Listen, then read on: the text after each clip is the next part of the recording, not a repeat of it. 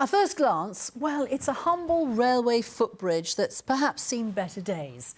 It also falls well short of modern needs and expectations. But there's a romance to railway history, which is what's convinced a dedicated team of enthusiasts to save the wooden and rotting Alton station bridge. As Alan Sinclair reports, this weekend marked liftoff for their campaign.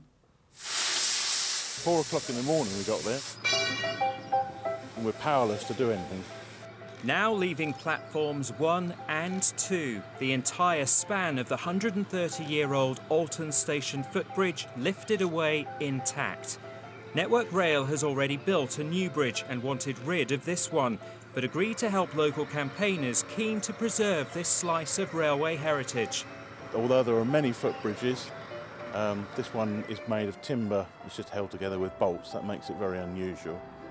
In fact, there's only a few others. There's one in a museum in Stockton-on-Tees and one over a disused railway in Scotland. So we thought, this is really important. We must do something about it.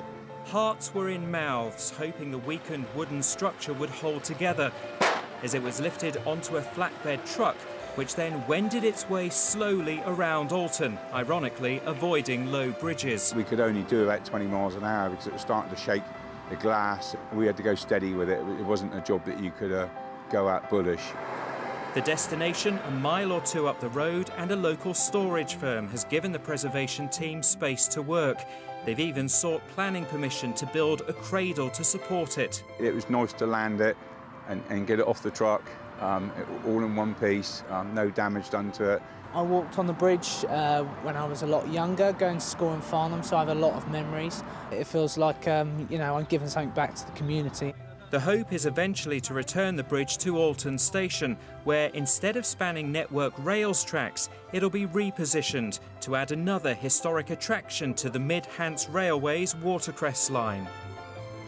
It is the beginning of a long haul. We're not quite sure how we're going to do it because we need to find people to do carpentry, people to plan out how it's going to be done, and then we've got to take it to bits, do things, make stuff, all that kind of things that we've got to draw up and work out. So it's quite a lot ahead of us.